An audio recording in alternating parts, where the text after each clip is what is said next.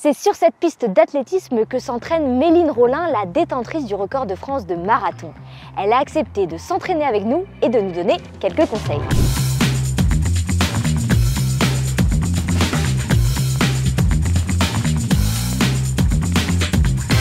Moi, Méline, je prépare le 10 km des JO amateurs et je voulais savoir si tu avais des conseils pour moi pour m'aider à me préparer. Du coup, il faut quand même suivre un peu un entraînement régulier. Il ne faut pas se lancer comme ça sans se préparer. Si c'est vraiment les tout débuts, peut-être faire un entraînement par semaine, puis après 2, commencer sur des distances assez courtes, même s'il faut commencer en alternant marche-course.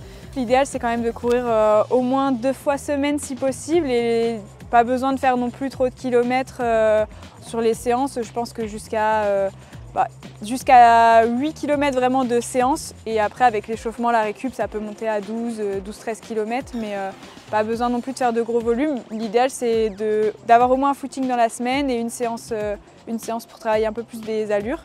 Et après, bon, si tu peux, plus tu peux mettre d'entraînement, mieux c'est et mieux tu seras préparé. Et après, en deuxième conseil, je dirais de se fixer des petits objectifs, même si c'est à très court terme et pas forcément des gros trucs inatteignables, mais qui nous motivent à aller s'entraîner.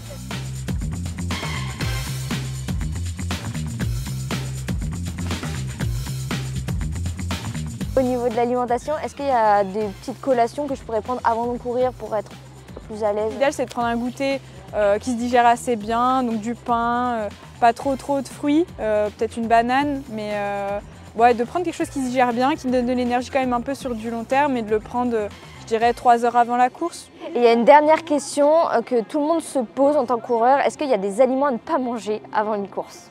Déjà, le jour de la course et même la veille, les quelques jours avant, éviter la viande rouge. Trop de fibres aussi, pas trop de légumes crus ou de fruits crus.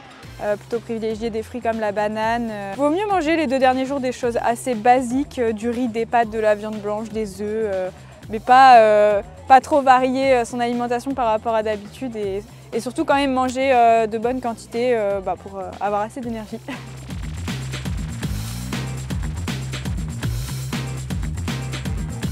Sur marathon et semi-marathon, on se ravitaille.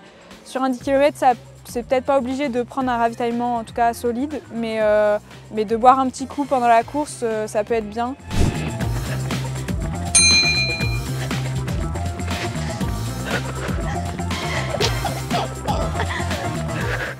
J'ai tout donné, Sarah. Bon, du coup, t'en penses quoi, Pauline? Résultat de la séance, j'ai couru 20 minutes. Après, j'ai fait 2 sprints et j'ai pas suivi les autres. Donc, je pense qu'il me faut encore beaucoup de travail avant les 10 km des JO.